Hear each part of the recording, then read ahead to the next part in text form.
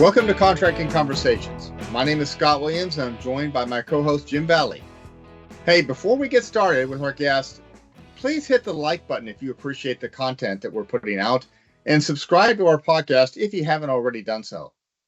You can find us on DAU Media, on Apple Podcast, and on YouTube. There are many recordings out there that'll give you a deeper understanding of the courses and the credentials that DAU has to offer.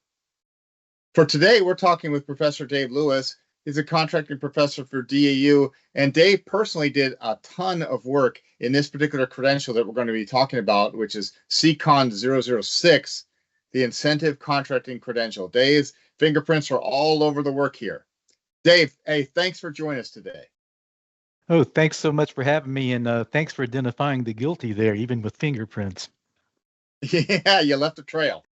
But hey, to get us started, Dave, what can you tell us about CCON 006, again, which is incentive contracting? Okay, I'm really excited about the opportunity to talk about this. This credential is made up of 5 courses, and those courses are an intro course and then a specific course for a fixed price incentive firm target, cost plus incentive fee, award fee and award term contracts, and then multiple incentives. So those are the 5 courses. And then there are 5 or 6 videos that also will help with the course or with the credential. And then we also have a couple of tools that are DoD tools. One is a fixed price incentive firm Excel-based graphing tool, and the other is a cost plus incentive fee Excel-based graphing tool. So that pretty much is what comprises the credential. Now you can take any one of these by itself. The credentials will stay active for 5 years. So if you take a couple of these and then decide you want to go get the credential, you'll still get credit for the ones you've already taken. So that's a good thing. But that sort of sums up the structure of the course, Scott.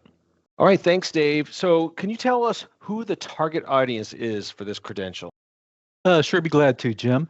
Let's see. I would suggest for the first course in it, which is the introductory course, anybody who has an interest in incentive contracting, because this is the introductory course just gives a survey of the various types of incentives that we use that we're going to do deep dives on in the follow-on courses. So anybody that has a general interest in incentive type contracting, I would commend to maybe taking the intro. However, if you're going to be getting into an incentive arrangement, you have one coming up, they're already starting act planning, or there's a requirement coming down the pike, and they're talking about incentives, and you're in 1102, you probably should be getting in on the course. I would definitely take the intro, and then the FPIF, the fixed price incentive firm, and the CPIF, just so you know what they're all about. Because depending on how much risk is in your program is going to be the determining factor on whether you would go with an FPIF type contract or a CPIF contract if you've decided to go with an objective incentive type of contract. So basically, I would recommend that anybody who is going to be seriously involved with an incentive contract, that means your contract specialist, contracting officer, price analyst, DCMA, your ACOs or contract administrators, because they need to be involved in this actually from up front. They can help avoid some administrative pitfalls later on if you get their input up front as well.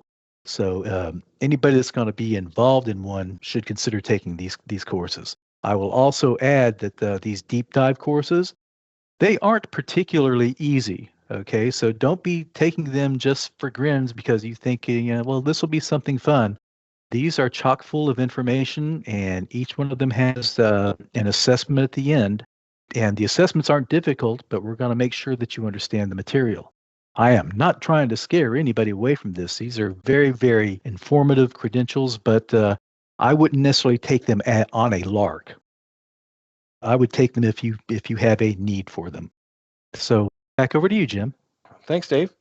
Yeah, Dave, I think that's a telling comment because there's a lot of information in this particular credential. And as you said, you've got different courses that focus on different types of incentives for different types of contracts. There's a lot here. And I think for folks that are out there looking at it, take a look, listen to what Dave had to say here, but take a look at each class. We've got recordings on classes. You can learn more about them because it's a really informative lineup, a really a good lineup here. And as Dave explained, it's not, you don't have to take them all within a short period of time. You've got some time to earn a credential. So I'm going to turn this a little bit around, Dave, and ask a different type of question. If you're 1102 out there in the field, what does earning a credential in incentive contracts, what does that do for you, and how does that promote your knowledge of contracting?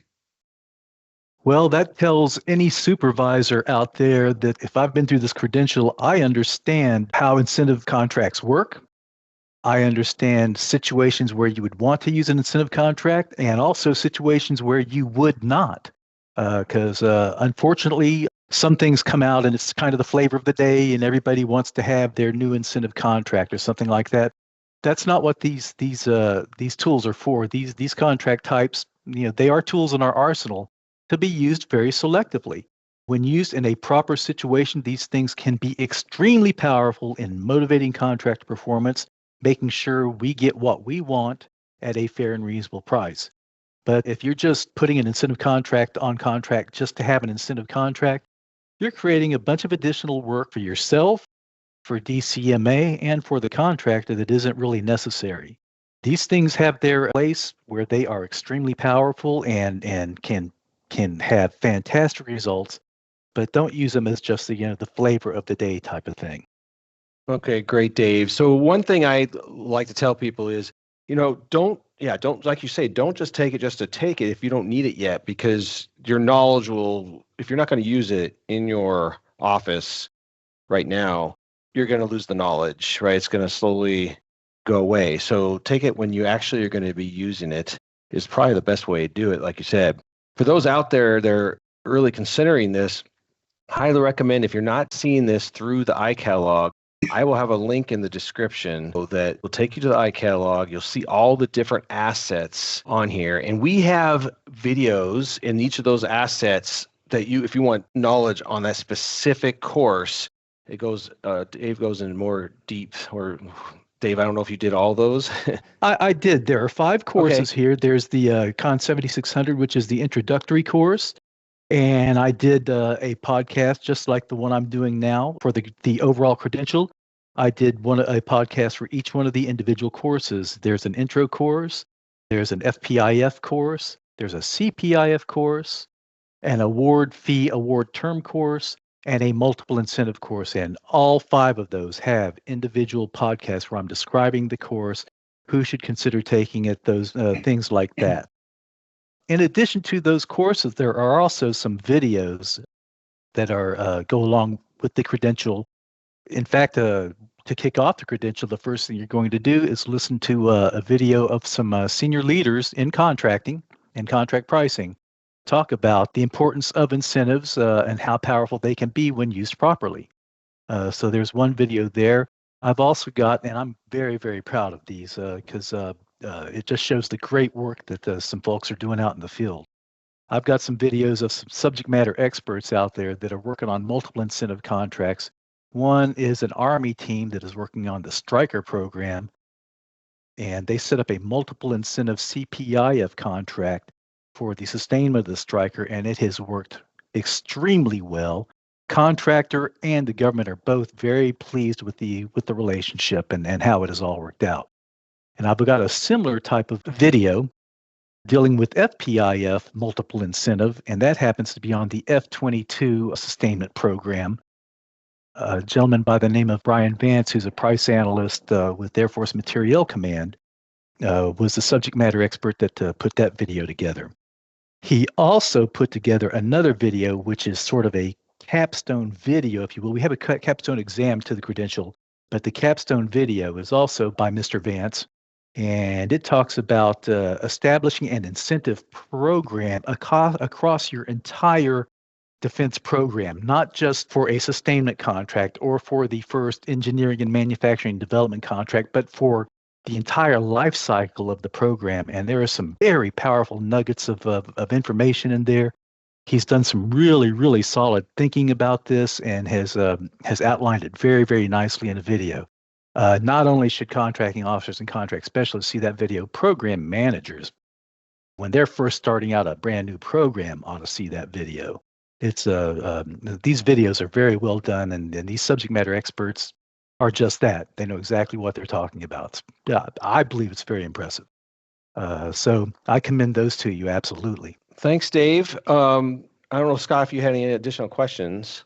No, I'm just going to make another comment. I'm going to foot stomp what Dave said. I think if you're an 1102 out there and you're getting ready to work on a contract that's got incentives, Dave's got a class and videos that'll be helpful for you. And as he mentioned, if you're working on an incentive contract, you're doing in the act planning stage, it would be a great idea to have your team take a look at those videos, or maybe even sign up and take one of the classes that pertains to the type of incentive that you're going to be putting on your contract. So we can't say that enough.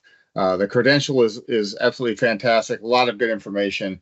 But if you want to drill down even further on a particular incentive type, not just for 1102s, but as Dave mentioned, program managers and maybe other folks on the acquisition team will get a lot from that. So that's just a plug. Yeah, definitely. Thanks, Scott. And one before I let you go, Dave, we close out this podcast, I'm going to give you an opportunity to add any additional information. Plus, if you could quickly talk about the capstone assessment and how that works. Okay. What we're going to have is the way the credential is set up is for each of the courses, when you're done with the course, so when you're done with the introductory or the FPIF course or whatever the case may be, there is an assessment at the end of those, okay, for each one of those. And then we have, when you're done with the entire credential, we have a capstone assessment. I believe it's going to be 20 questions. You have to score an 80%, and they are multiple choice. And these questions aren't tricky. They're just making sure that you caught the main points of what we're talking about here. Okay. But I also wanted to piggyback off of something Scott said just a second ago, and that is people that see this course. I want to also emphasize for you 1102s out there that may be listening to this, that it is not a bad idea at all to get your technical folks, your program manager, your engineers, your logisticians, if they're involved, whoever technically is involved in the effort, you might want them listening in. It's certainly on the introductory one, and maybe even more detailed on drilling down on an FPIF or a CPIF if that's what you're using, just so they understand how it works and how critical their inputs, their technical inputs are to helping set up the entire arrangement and helping support the negotiations. Really can't be done without them. So a real good way to get the buy-in from your team is to have them sit in on this and realize that, hey, they're critical in this activity, and they need to try to put their best foot forward. So back to you, Jim. All right. Thanks, Dave. Thank you so much for coming on to the show to talk about CCON 006, the incentive contracting credential. My pleasure.